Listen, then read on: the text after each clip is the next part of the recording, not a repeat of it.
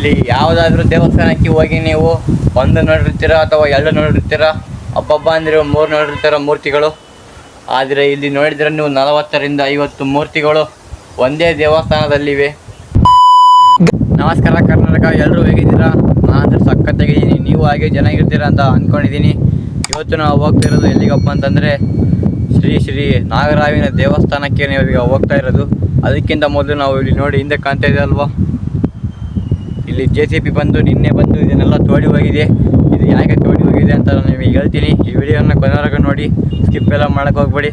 ಬನ್ನಿ, ಮೊದಲು ಹೇಳೋಕ್ಕಿಂತ ಮೊದಲು ನಾವು ಈ ತೊಳಿದಿರಲ್ವ JCBಯಿಂದ ಇದರ ಕೆಳಗಡೆ ಇಳಿಯೋಣ. ಎಷ್ಟು ಹಳೆಯದು ಚೆಕ್ ಮಾಡೋಣ ಬನ್ನಿ. ಈಗ ನಾವು ಕೆಳಗಡೆ ಇಳಿದಾಯಿತು. ಇದೇ ನೋಡಿ ಕೆಳಗಡೆ ಹೇಗೆ ಕಾಣ್ತಾ ಇದೆ ಅಂತ ನೋಡಿ. ಇದು ನಮಗೆ ಸುಮಾರು ನಮ್ಮ ಭುಜದಷ್ಟು ಹೈಟ್ ಇದೆ.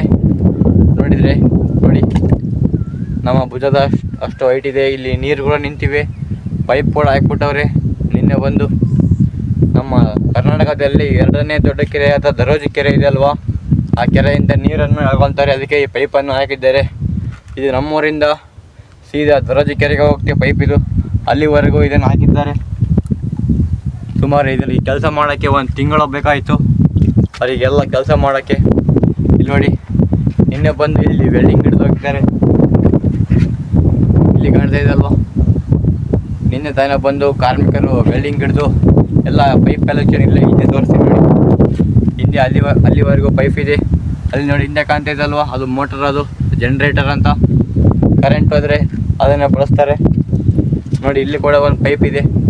ಇದೆಲ್ಲ ನಮ್ಮ ದರೋಜಿ ಕೆರೆಯಿಂದ ಬಂದಿರೋ ಪೈಪು. ಇಲ್ಲಿ ಒಂದಿದೆ ಪೈಪು, ಇಲ್ಲಿ ಒಂದಿದೆ, ತೋರಿಸ್ತೀನಿ ರೀ. ಇಲ್ಲಿ ನೋಡಿ, ಇಲ್ಲಿ ಒಂದಿದೆ. 2 ಪೈಪ್ಗಳು ಇಲ್ಲೇ ಸಿಕ್ಕಿವೆ. ಇನ್ನು ಮುಂದಕ್ಕೆ ಹೋದರೆ ತುಂಬ ಸಿಗ್ಬೋದು ಪೈಪ್ಗಳು ನಮಗೆ. ಅಲ್ಲಿಂದ ಇಲ್ಲಿಗೆ ಬಂದರೆ ಕೂಡ ಇನ್ನೂ ಈ ಪೈಪ್ ಲೈನ್ ಮುಗಿತಾ ಇಲ್ಲ, ತುಂಬ ಇನ್ನೂ ದೂರ ಇದೆ. ಇದು ಇನ್ನು ಅಲ್ಲಿಗೆ ಹೋಗ್ಬೇಕು ನಾವು. ಅಲ್ಲಿ ನೋಡಿ, ಅಲ್ಲಿ ಕಾಣ್ತಿದೆ ಅಲ್ವಾ, ಇದ್ರ ಸ್ಟ್ರೇಟ್ ಹೋದರೆ ಕೂಡ ಇನ್ನೂ ಮುಗಿಯೋದಿಲ್ಲ, ಅಷ್ಟೊಂದು ದೂರ ಹೋಗಿದೆ ಪೈಪ್. ಇದು ಅಷ್ಟೊಂದು ಕೆಲಸ ಮಾಡಿದ್ದಾರೆ ಪಾಪ ಕಾರ್ಮಿಕರು. ನಿನ್ನೆ ರಾತ್ರಿ 12 ಗಂಟೆ ಆದರೂ ಕೂಡ ಇವರು ಸುಮ್ಮನೆ ಆಗಿಲ್ಲ. ಇನ್ನೂ ಬರೀ ಕೆಲಸ ಮಾಡ್ತಾರೆ, ಊಟ ಮಾಡೋದು, ಕೆಲಸ ಮಾಡೋದು.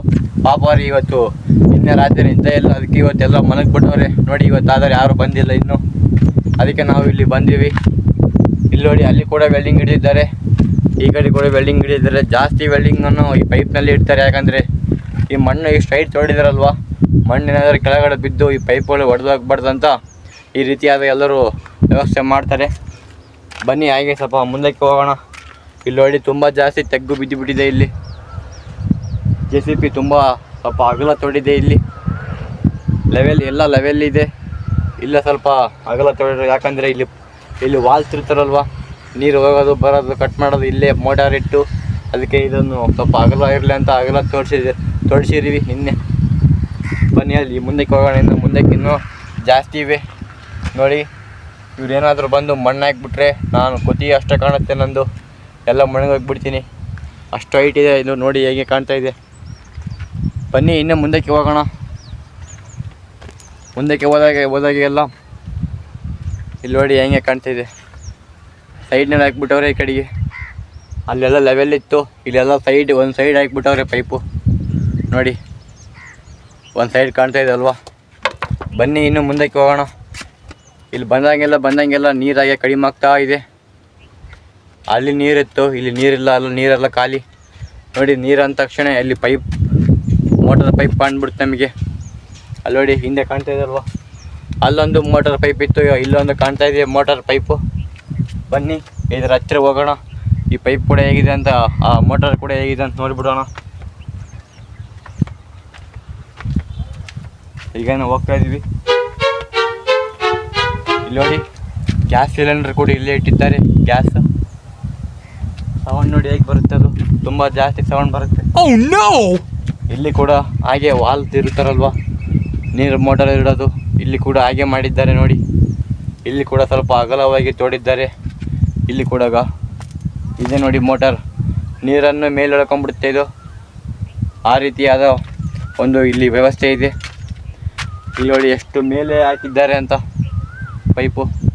ಬನ್ನಿ, ಆಗಲಿ ನಾವು ಈ ಪೈಪು ಈ ತೋಡಿದ್ದಾಗಲಿ, ಕಾಲವಾಗಲಿ, ಕೆರೆ ಆಗಲಿ ಎಲ್ಲ ನೋಡೈತಲ್ವ. ಈಗ ಹೋಗೋಣ ಬನ್ನಿ ನಾವು. ನಾನು ಹೇಳಿದಂಥ ಶ್ರೀ ನಾಗರಾವಿನ ದೇವಸ್ಥಾನಕ್ಕೆ ಬನ್ನಿ ಇಲ್ಲಿಂದನೇ ಏರೋಣ ಬನ್ನಿ. ಇಲ್ಲ ಸ್ವಲ್ಪ ಏರೋಕ್ಕೆ ಸುಲಭವಾಗಿದೆ. ಇಲ್ಲಿಂದನೇ ಏರಿದ್ರೆ ಸೀದಾ ನಾವು ನಾಗರಾವಿನ ದೇವಸ್ಥಾನಕ್ಕೆ ಹೋಗ್ಬಿಡ್ತೀವಿ. ಅಂತೂ ಇಂತೂ ಕಷ್ಟಪಟ್ಟು ಏರಿ ಬಂದಾಯ್ತು ನೋಡಿ. ಈಗ ನಾವು ನಾಗರಾವಿನ ದೇವಸ್ಥಾನಕ್ಕೆ ಇದೆ ನೋಡಿ, ನಾನು ಹೇಳಿದ ಶ್ರೀ ನಾಗರಾವಿನ ದೇವಸ್ಥಾನ. ಬನ್ನಿ, ನಮ್ಕಿನ ಹೈಟ್ ಕಾಂಪೌಂಡ್ ಇದೆ. ನಾವು ಇನ್ನೊಂದು ಚಾಲೆಂಜ್ನ ಎದುರಿಸ್ಬೇಕಾಗಿರೋದು ಏನಂದರೆ ಇದೆ, ಈ ಕಾಂಪೌಂಡನ್ನು ಹಾರಬೇಕು. ಬನ್ನಿ ಹಾರೋಣ. ನನ್ನ ಜೊತೆ ನೀವು ಕೂಡ ಇರ್ತೀರಾ. ಬನ್ನಿ, ನೀವು ಕಲಿತು ಈ ಕಾಂಪೌಂಡನ್ನು ಹಾರಿಬಿಡೋಣ. ನೋಡಿ, ನಾವು ದಿನ ಇವತ್ತು ಜಿಂಕೆ ಆಡ್ದಂಗೆ ಅಲ್ಲಿ ಇಲ್ಲಿ ಆಡ್ತಾನೆ ಇರೋ ಕೆಲಸ ಆಗಿಬಿಡ್ತು ನಮ್ದು ಇವತ್ತು. ಬನ್ನಿ, ಈಗ ಬಂದಾಯ್ತು ನೋಡಿ. ನಾವು ಇರುವ ಆ ದೇವಸ್ಥಾನದ ಗುಡಿ ಇದೆ ನೋಡಿ. ಗುಡಿಗಳು ಹೆಂಗಿವೆ ನೋಡಿ. ಇಲ್ಲಿ ಯಾವುದಾದ್ರೂ ದೇವಸ್ಥಾನಕ್ಕೆ ಹೋಗಿ ನೀವು ಒಂದು ನೋಡಿರ್ತೀರ ಅಥವಾ ಎರಡು ನೋಡಿರ್ತೀರ, ಹಬ್ಬ ಅಂದರೆ 3 ನೋಡಿರ್ತೀರ ಮೂರ್ತಿಗಳು. ಆದರೆ ಇಲ್ಲಿ ನೋಡಿದರೆ ನೀವು 40ರಿಂದ 50 ಮೂರ್ತಿಗಳು ಒಂದೇ ದೇವಸ್ಥಾನದಲ್ಲಿವೆ. ಇದೇ ಈ ದೇವಸ್ಥಾನದ ವಿಶೇಷತೆ. ಈ ದೇವಸ್ಥಾನದ ಹೆಸರು ಶ್ರೀ ನಾಗರಾವಿನ ದೇವಸ್ಥಾನ ಅಂತ. ಒಂದಕ್ಕಿಂತ ಒಂದು ಹೆಸರಿವೆ ಈ ಮೂರ್ತಿಗಳಿಗೆ. ನೋಡಿ ಎಷ್ಟು ಕಾಣ್ತಾ ಇವೆ ಅಂತ. ನನ್ನ ಹಿಂದೆ ಕೂಡ ಇವೆ ಇವು ನೋಡಿ, ಅಲ್ಲಿವರೆಗೂ ಇವೆ. ಅಲ್ಲಿ ಕಾಣ್ತಾ ಇದೆ ಅಲ್ವಾ, ಆ ಡ್ರಮ್ನಿಂದ ಈ ಕಡೆ ಎಲ್ಲ ಮೂರ್ತಿಗಳೇ ಇವು. ನಾನೀಗ ನಿಮಗೆ ಉಲ್ಟಾ ತೋರಿಸ್ತಾ ಇದ್ದೀನಿ, ಮುಂದಕ್ಕೆ ಹೋಗಿ ತೋರಿಸ್ತೀನಿ. ಅಲ್ಲಿವರೆಗೂ ಈಗ ನೋಡ್ಕೊತೀರಿ ಅಂತ ಇಲ್ಲಿ ತೋರಿಸ್ತಾ ಇದ್ದೀನಿ ನಿಮಗೆ. ಇಲ್ಲಿ ನೋಡಿ, ಇದು ಕೂಡ ಬೇವಿನ ಮರ. ಇದು ಎಷ್ಟು ವರ್ಷದಿಂದ ಇಲ್ಲೇ ಇದೆ ನನಗಂತ ಗೊತ್ತಿಲ್ಲ. ಹಾಗಂತ ನಾನು ಹುಟ್ಟಿದ್ದಿಲ್ಲ, ಈಗ ಮೊನ್ನೆ ಹುಟ್ಟಿದ್ದೀನಿ. ಮೊನ್ನೆ ಒಂದು 20 ವರ್ಷ ಆಯಿತು. ಇವೇ ನೋಡಿ, ನಾನೀಗ ಮುಂದೆ ತೋರಿಸ್ತಾ ಇದ್ದೀನಿ ಆ ದೇವಸ್ಥಾನ. ಈಗ ನಾನು ಒಂದೊಂದೇ ಆದ ಈ ಮೂರ್ತಿಗಳ ಹೆಸರನ್ನು ಹೇಳ್ತಾ ಹೋಗ್ತೀನಿ. ಈ ದೇವರ ಮೂರ್ತಿಗಳ ಹೆಸರು ಒಂದೊಂದೇ ಹೇಳ್ತಾ ಹೋಗ್ತೀನಿ, ಕೇಳಿಸ್ಕೊಳ್ಳಿ. ಇಲ್ಲಿ ಫಸ್ಟ್ ಕಾಣ್ತಾ ಇರೋದು ಇದು ನರಸಿಂಹಸ್ವಾಮಿ ಅಂತ. ಇದು ಲಕ್ಷ್ಮಿ ಇದು ಆಂಜನೇಯ, ಇದು ಈಶ್ವರ. ಎಲ್ಲ ದೇವರುಗಳು ಇಲ್ಲೇ ಇದೆ ಅಂತ ಕೂಡ ಹೇಳ್ಬೋದು ನಾವು. ಈ ಗುಡಿಯಲ್ಲಿ ಎಲ್ಲ ದೇವರ ಹೆಸರು ಕೂಡ ಇಲ್ಲೇ ಇವೆ, ದೇವರ ಮೂರ್ತಿ ಕೂಡ ಇಲ್ಲೇ ಇವೆ. ಇದು ಕೃಷ್ಣ ದೇವ ಅಂತ ನೋಡಿ. ಇದು ಕೃಷ್ಣ. ಈ ಕಡೆ ಇರೋ ಸರಸ್ವತಿ. ಬನ್ನಿ, ಈ ಕಡೆ ಕೂಡ ಇವೆ. ಇದು ಶ್ರೀ ಮೂಕಾಂಬಿಕೆ ದೇವಿ ಅಂತ ನೋಡಿ ಹೇಗೆ ಕಾಣ್ತಾ ಇದೆ. ಇಲ್ಲಿ ಕೂಡ ಹೇಳ್ತೀನಿ ಬನ್ನಿ ನಿಮಗೆ. ಇದೇ ನೋಡಿ, ನಾನು ಹೇಳಿದ ಎಲ್ಲರಿಗಿಂತ ದೊಡ್ಡ ಮೂರ್ತಿ ಅಂದರೆ ಇದು ಕಾಣ್ತಾ ಇದೆ ಅಲ್ವಾ, ಇದೆ. ಆ ಕಡೆಗೆ ಹೋಗೋಣ ಬನ್ನಿ. ಇನ್ನು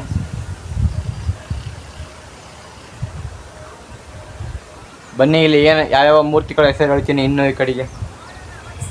ಇಲ್ಲಿ ತುಂಬ ಇವು ಬೇವಿನಕಾಯಿ ಮರದ ಪೊಂಡುಗಳು ಕೆಳಗಡೆ ಉದುರಿಬಿಟ್ಟಿವೆ, ಎಲ್ಲ ಕಸ ಆಗಿಬಿಟ್ಟಿದೆ ಈ ಗುಡಿಯೆಲ್ಲ. ಒಂದಿನ ಬಂದು ಈ ಗುಡಿಯೆಲ್ಲ ಸ್ವಚ್ಛ ಮಾಡಿ ಹೋಗಬೇಕು. ಒಂದಿನ ಅದೊಂದು ವಿಡಿಯೋ ಮಾಡ್ತೀನಿ ಬನ್ನಿ. ಇಲ್ಲಿ ಇನ್ನೂ ಜಾಸ್ತಿ ಇವೆ ಈ ಕಡೆಗೆ ಮೂರ್ತಿಗಳು, ಒಂದೊಂದಾಗಿ ಪರಿಚಯ ಮಾಡಿಸ್ತೀನಿ. ಇದು ಕರಿಬಸಪ್ಪ ಸ್ವಾಮಿ ಅಂತ ಇಲ್ಲಿ ಕಾಣ್ತಾ ಇದೆ ಅಲ್ವಾ ಕೆಳಗಡೆ, ಇದೆ ನೋಡಿ. ಇದು ಹೇಳ್ತೀನಿ ನೋಡಿ, ಇದು ಶ್ರೀರಾಮನ ಮೂರ್ತಿ. ಇದು ಸೈಡ್ನಲ್ಲಿ ಇರೋದೇ ಸೀತೆಯ ಮೂರ್ತಿ.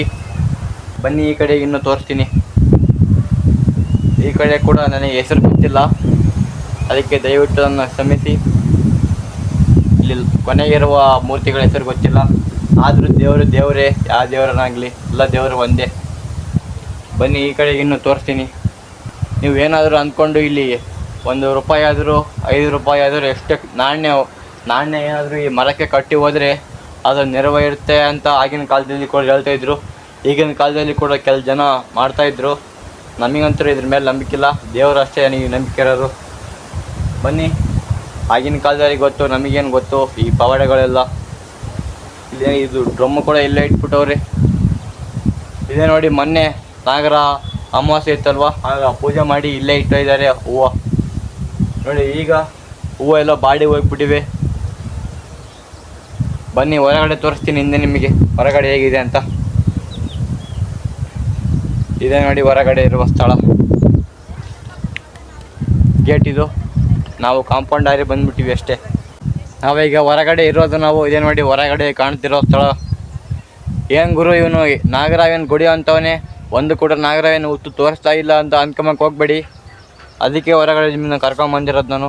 ಇಲ್ಲಿ ನೋಡಿ, ಇಲ್ಲಿ ಕಾಣ್ತಾ ಇದೆಯಲ್ಲ ಕೆಳಗಡೆ, ಅದೇ ನೋಡಿ ನಾಗರಾವಿನ ಹುತ್ತು. ಇಲ್ಲಿ ನಾಗರಾವು ಕೂಡ ಇವೆ. ನಾವು ಹತ್ತಿರ ಹೋಗೋದು ಬೇಡ, ನಮ್ಮ ಮೇಲೆ ಅವು ದಾಳಿ ಮಾಡ್ಬೋದು. ಅದಕ್ಕೆ ನಾವು ಇಲ್ಲೇ ನಿಂತು ನೋಡಿ ಹೋಗೋಣ ಅಂತ ಇಲ್ಲೇ ನಿಂತ್ಬಿಟ್ಟಿವಿ. ಇನ್ನೊಂದು ವಿಶೇಷತೆ ಏನಂದರೆ, ಈ ನಾಗರಾವಿನ ಹುತ್ತಿನ ಮೇಲೆ ಈ ಮರ ಬೆಳೆದಿದೆ. ಈ ಮರ ವಿಚಿತ್ರವಾದ ಮರ. ಈ ಮರದ ಹೆಸರು ಇನ್ನೂ ಯಾರಿಗೂ ಕೂಡ ಗೊತ್ತಾಗಿಲ್ಲ. ನೋಡಿ, ಬಡ್ಡೆ ಕೆಳಗಡೆ ಹೋಗಿದೆ, ಈ ಬೇರು ಮೇಲೆ ಹೋಗಿದೆ. ಇದು ಎಂಥ ವಿಚಿತ್ರ ಮರ ಅಂತ ನನಗೆ ಕೂಡ ಗೊತ್ತಿಲ್ಲ. ಆದರೆ ಇಲ್ಲಿಂದ ನೋಡ್ಕೊಂಬಿಡಿ ನಾಗರಾವಿನ ಹುತ್ತು. ದೇವರ ನಾಗರಾವುಗಳು ಅಂತಾರೆ. ಆದರೆ ನಾವು ಸೈನ್ಯಕ್ಕೆ ಹೋಗೋದು ಬೇಡ. ನಮ್ಮ ಪಾಡಿಗೆ ನಾವು ಇದ್ದರೆ ಅವು ಏನು ಮಾಡಲ್ಲ ನಮ್ಮನ್ನ. ಅದಕ್ಕೆ ನಾವು ಅದನ್ನು ಹೋಗಿ ನಾವು ಅದರ ಹತ್ರ ಜಾಗ ತಗೊಳ್ಳೋದು ಬೇಡ. ಇಲ್ಲಿಂದ ನೋಡಿ ಅದು ಹೇಗೆ ಕಾಣ್ತಾ ಇದೆ. ನಿಮಗೋಸ್ಕರ ಸ್ವಲ್ಪ ಹತ್ತಿರ ಹೋಗ್ತೀನಿ ನೋಡಿ. ಅಲ್ಲಿ ಯಾವುದೋ ಒಂದು ನಾಗರಾವಿನ ಮೂರ್ತಿ ಕಾಣ್ತಾ ಇದೆ. ಇಲ್ಲಿ ಕೆಳಗಡೆ ಕೂಡ ಇರಬೇಕೋ ಜಾಸ್ತಿ ಇವೆ. ಎಲ್ಲಿರ್ತಾವೋ ಅವುಗಳು ಅಲ್ಲೇ ಇರ್ತಾವ ಅಂತ ಕೇಳಿದ್ದೆ. ಅದಕ್ಕೆ ನಾವು ಇನ್ನೂ ಹತ್ತಿರ ಹೋಗೋದು ಬೇಡ.